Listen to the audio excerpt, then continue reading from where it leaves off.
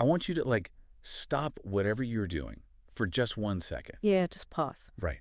And I want you to think about the sheer amount of, well, invisible labor that is keeping you alive right at this exact moment. It's a lot. It is. Like, with every single heartbeat, you are dispatching millions of these microscopic, tireless couriers through this massive highway system of your veins and arteries. Mm. They're racing through your chest. They're squeezing through those tiny vessels in your eyes, rushing down to your toes, and then, rushing all the way back. It really is the ultimate logistics operation, Right. one that runs 24/7, literally from the moment you take your first breath until your very last. And today, our mission for this deep dive is to explore the absolute marvel of anatomy and physiology that actually makes this possible. We are talking about red blood cells and the incredible protein packed inside them, which is hemoglobin. The oxygen carriers. Right. And we are pulling from this really fascinating stack of sources today. We've got medical history, physiology research, clinical notes, and we're going to figure out how these structures act as those ultimate oxygen couriers. Yeah, going straight from like 17th century microscopic discoveries all the way up to cutting-edge 2023 gene therapies. It's quite a timeline. Okay, let's unpack this, because to understand how these couriers transport oxygen, we have to first look at what they actually are.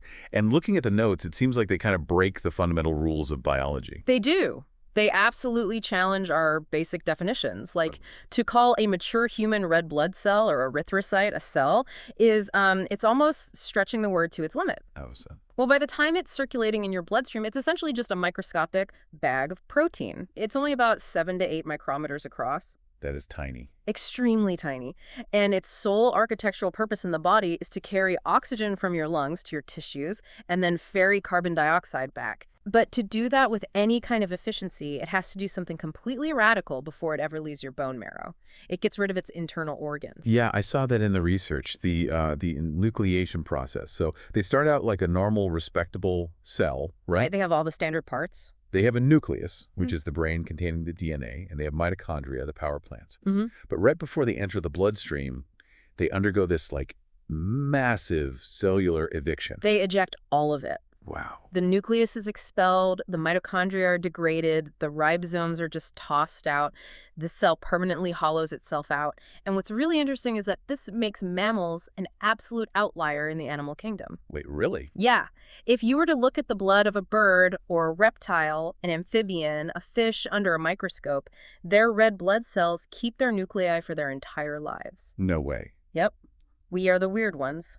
And historically, this caused a massive semantic debate in the scientific community. Oh, I love this historical drama, because scientists in the early days didn't even want to call human red blood cells cells, did they? No, they really didn't. Back in 1658, this Dutch biologist, Jan Swammerdam, first observed them in frog blood using a very primitive microscope. Frog blood, right, Aye. which has a nucleus. Exactly. Then, a bit later, in 1674, Antony van Leeuwenhoek used his famously hand-ground lenses to give the first detailed description of human red blood cells. But they referred to them as corpuscles, which translates basically to little bodies. Which sounds like just a quirky, old-timey naming convention. Yeah, like a vintage science term. Right. But it was actually tied to a deeply held biological philosophy. Because in the 1830s, you have Schleiden and Schwann formalizing classical cell theory. The foundational text of biology, basically. And their golden rule was that all true cells must have a nucleus. If it doesn't have a nucleus, you can't call it a cell. Leaving the human red blood cell as this massive paradox, modern biology generally accepts it as a true cell that simply sacrifices its nucleus for cargo space, but it remains a total anatomical outlier. It totally makes me think of someone buying one of those tiny homes. Oh, I like this. You've got this minimalist homeowner, and they decide they want to run a delivery business out of their tiny house. So they look around the very limited space and say, I don't need a bed, I don't need a kitchen, I don't need a bathroom. Just throw it all out. They literally throw all their essential furniture out onto the lawn just so they can pack the house floor to ceiling with delivery boxes of oxygen. It's total commitment to the job. That is a brilliant way to picture it. And throwing out the kitchen, as you put it, is arguably the most strategic evolutionary move of all. Why the kitchen specifically? Because the red blood cell doesn't just eject its nucleus for space, it deliberately gets rid of its mitochondria. And remember, mitochondria are the organelles that actually consume oxygen to generate energy for a cell. Wait, so if the red blood cell kept its mitochondria, it would essentially be eating its own cargo while driving down the highway. The courier would be eating the cargo, Oh my God. which would be a terrible delivery model, right? Man, your pizza driver eating half your pizza on the way. Exactly. So by getting rid of the mitochondria, the red blood cell physically cannot undergo aerobic respiration. It survives entirely on anaerobic glycolysis. So without oxygen. Right, meaning it generates the small amount of energy it needs to survive without using any of the oxygen it's carrying. It's a beautifully elegant design. It ensures that every single molecule of oxygen it picks up in the lungs is safely delivered to the tissues without the delivery vehicle siphoning off the fuel for itself. That is wild. Mm-hmm. The cell carrying all the oxygen for the entire body operates completely in the dark, anaerobically. Mm-hmm. So they hollow themselves out. Let's talk about what actually goes into that empty space, because the staggering architecture of this operation it's just hard to wrap your head around. The primary cargo taking up all that new space is the protein hemoglobin. Hemoglobin is the star of the show. Yeah. It is a globular metalloprotein. If you were to zoom in and break it down, an adult human hemoglobin molecule is made of 4 polypeptide chains, specifically 2 alpha-globin chains and 2 beta-globin chains. Okay, 4 chains. Picture them as 4 tangled ribbons of protein hugging each other really tightly. And nestled deep inside each of those 4 ribbons is a non-protein structure called a heme group. Okay, and I always hear about how important iron is for our blood. Does the iron sit inside those heme groups? It does. Right in the center of each heme group is a single iron ion in the ferrous state, or F2+. 2+, got it. That iron is the actual docking station. Each iron atom can reversibly bind to exactly 1 molecule of oxygen. So one single hemoglobin molecule with its 4 chains and 4 hemes can carry up to 4 molecules of oxygen at a time. Okay, so 4 molecules of oxygen per hemoglobin. On its own, that sounds tiny until you look at the sheer scale of the math. Oh, the math is crazy. Our sources note that a single red blood cell contains roughly 270 million hemoglobin molecules. So you multiply that out. One single red blood cell can carry over 1 billion molecules of oxygen. Yeah, over 1 billion. Just one cell. And the body is churning these cells out at a rate that is, frankly, hard to fathom. Try 2.4 million new red blood cells created every single second. Every second. I mean, since I started talking, millions more were just manufactured and dumped into the bloodstream. It's an astronomical production line. This is regulated primarily by a hormone called erythropoietin, or EPO, which your kidneys produce when they sense your blood oxygen levels are dropping. And the bone marrow has to produce them that fast because their minimalist lifestyle comes with a really heavy cost. Without a nucleus or ribosomes, red blood cells have 0 capacity to repair themselves. Because they threw out the toolbox. Exactly. They get battered and squeezed through your blood vessels, and after about 120 days, the cell membrane is so worn out that they are filtered out and recycled by your spleen and liver. I do want to push back on one aspect of their physical design, though. Okay, sure. We talked about them hollowing themselves out to maximize cargo space, right? And the notes describe them as these 7 to 8 micrometer biconcave discs. Right. It kind of looked like a donut where the hole didn't get punched all the way through. But geometrically speaking, wouldn't a perfect sphere hold the absolute maximum volume for any given surface area? Like, if the goal is packing in boxes of oxygen, why flatten the cell out into a disc? What's fascinating here is that in biology, shape is almost always function. Okay. If they were spheres, you might maximize internal volume, but you would ruin their primary function, which is rapid gas exchange. The biconcave disc shape dramatically increases the surface area to volume ratio. Oh, so more surface area for the oxygen to cross. Yes. This means oxygen can diffuse in and out of the center of the cell much faster than if it had to travel all the way into the deep center of a sphere. So it's heavily optimized for the speed of loading and unloading. Exactly. But there's a second, arguably a more critical reason, which goes back to the physical reality of our circulatory system.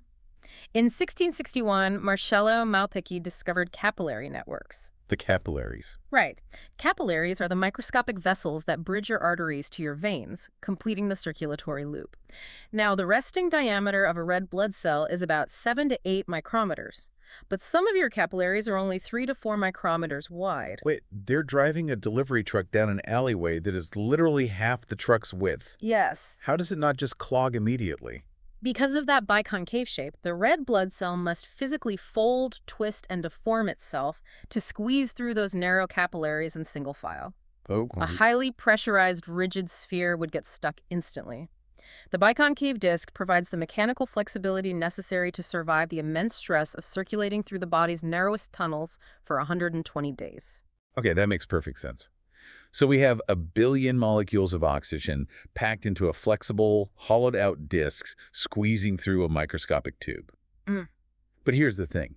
It's one thing to carry a billion molecules of oxygen, but how does the cell know when and where to let them go? Right. Because reading through the research, hemoglobin isn't just a passive container. It acts more like a smart sponge. And figuring out how that sponge works is a huge cornerstone of modern biology. Back in the 1860s, a German physiologist named Felix Hauptseiler crystallized this red pigment, named it hemoglobin, combining the Greek word for blood, hema, with globin for the protein, and proved that it reversibly binds and releases oxygen. But the real structural breakthrough, like the actual mechanics of how it binds and releases, that took another century to figure out. It did. Max Frutz, starting in the late 1930s, spent over 2 decades using X-ray crystallography to figure out the 3D atomic structure of hemoglobin. 2 decades of work. Yeah, incredibly tedious mapping process, but he finally solved it in 1959, which won him the 1962 Nobel Prize. And what Perutz discovered was this mechanism called cooperative binding. Cooperative binding is an absolute masterpiece of molecular machinery. Remember those 4 protein subunits we talked about? The 4 ribbons, yeah. Right. They actually communicate with each other through physical tension. When hemoglobin is completely empty, it's in what we call a tense or T state. The protein structure is tight, and it actually resists binding to oxygen. Resists it. Yeah, it's closed off. But when that first oxygen molecule manages to force its way in and bind to one of the iron atoms, it physically pulls on the iron. This microscopic tug shifts the shape of the entire protein tetramer. It clicks into a relaxed or R state. So by binding that first oxygen, the protein physically opens up to make it easier for the second one to bind. That's the cooperative part. The first one makes it easier for the second makes it easier for the third, and the third makes the fourth almost effortless to load. That's amazing.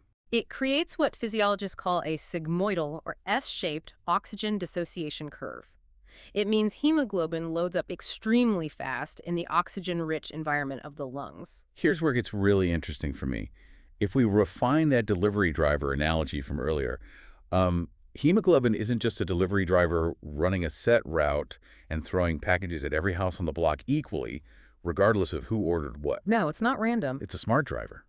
Because of something called the Bohr effect, discovered by Christian Bohr in 1904, hemoglobin can literally smell where the tissues in your body are hungriest. Smelling the hunger is a great way to put it, though chemically it's reacting to acidity. Active, sprinting muscle tissue generates a lot of carbon dioxide and lactic acid as waste products. We're at the burn. Exactly. This local buildup of weights raises the acidity. It lowers the pH in that specific pocket of the body. And Christian Bohr discovered that this rising acidity actually changes the shape of the hemoglobin again, forcing it to lower its affinity for oxygen. So the hemoglobin is driving along, it hits this acidic pocket near a working muscle, and the acidity basically kicks the doors open. It does. It forces the hemoglobin to drop the oxygen pizzas right at the door of the cells that are working the hardest. And this requires zero input from your nervous system. Yeah, the brain isn't directing traffic. The molecule just reacts to the local environment. It is a totally self-regulating, localized system, and it is vital because hemoglobin carries 98.5% of the oxygen in your blood. 98.5%. Yep. Only about 1.5% is dissolved directly in the watery blood plasma. Hemoglobin does all the heavy lifting. And the body has other chemical tricks to manipulate this affinity, too. Like what?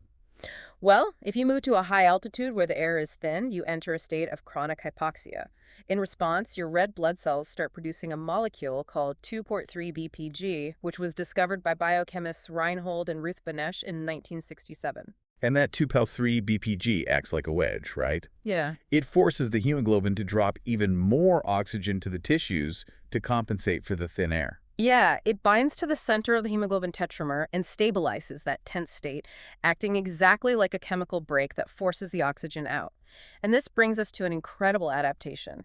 Fetal hemoglobin, or HbF. Oh, this part was wild. Because a developing fetus doesn't breathe there, right? It has to get all its oxygen from the mother's blood. To do that, fetal hemoglobin is structurally different. It swaps out the beta chains for gamma chains. How does swapping those chains help the fetus get the oxygen?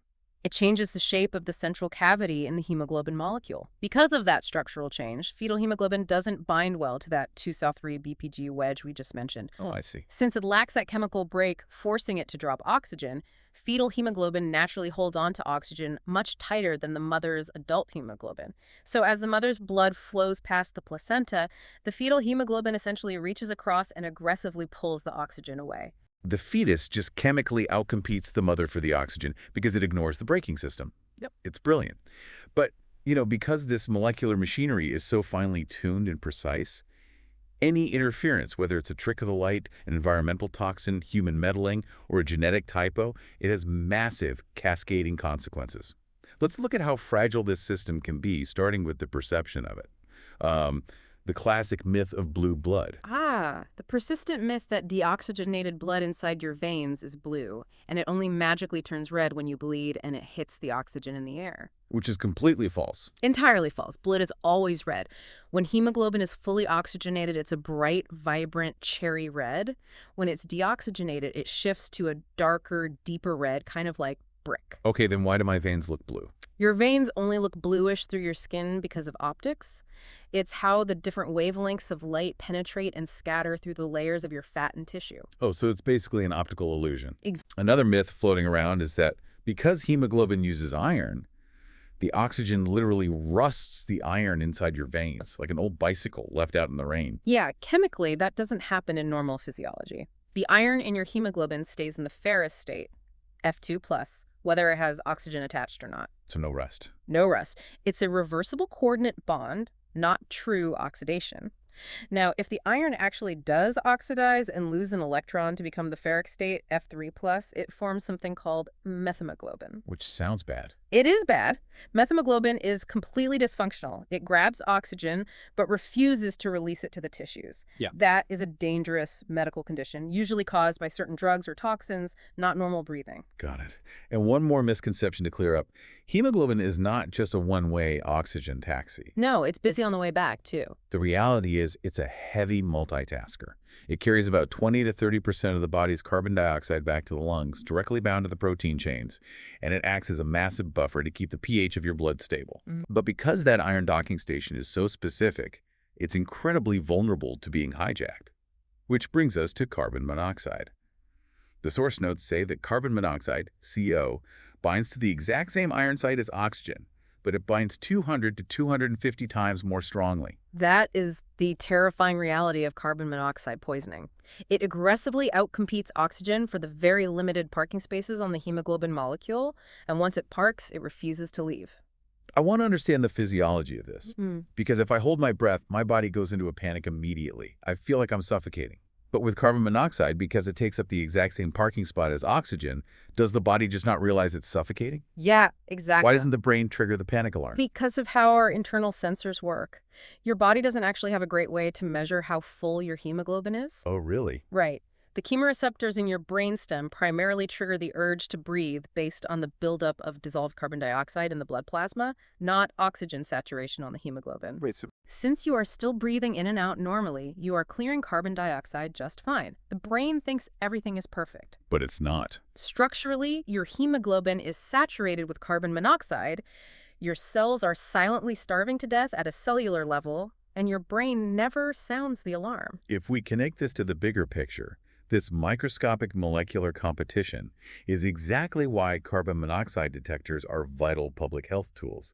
You cannot smell it, and your internal biology is completely blind to it until it's too late. It's a flawless chemical hijack. It's scary how efficient it is. Truly. But interference doesn't just come from toxins, right? Sometimes it comes from humans deliberately trying to overload the system, blood doping. Right. Because the logic goes, if red blood cells carry oxygen and oxygen fuels endurance, then packing more red blood cells into the body equals more stamina. Which leads to the abuse of synthetic EPO, the kidney hormone we mentioned earlier that stimulates red blood cell production. Yeah. The Lance Armstrong doping scandal in the 2000s, which ended in his lifetime ban in 2012, was heavily centered on illegally boosting red blood cell counts with EPO and physical blood transfusions to gain an aerobic edge. But the massive misconception there is that more red blood cells is always healthier. Our notes point out a severe condition called polycythemia. If you artificially pack too many red blood cells into the plasma, you aren't just making super blood. No, you're ruining the fluid dynamics. You are changing the physical properties of the fluid. You drastically increase the blood's viscosity. You're turning a flowing river into a thick, sluggish traffic jam. And this strains the heart immensely as it tries to pump sludge and dramatically raises the risk of deadly blood clots and strokes. Biology is always a delicate balance, I guess. Pushing a highly calibrated system too far in one direction always has a steep cost. And sometimes that cost isn't environmental or behavioral, it's written directly into our DNA. Which brings us to a monumental discovery in medical history.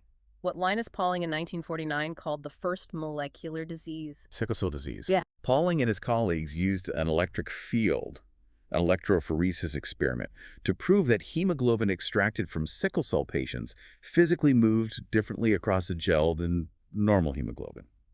He proved it wasn't a vague cellular defect, it was a specific structural molecular flaw. A structural flaw that took a few more years to fully decode.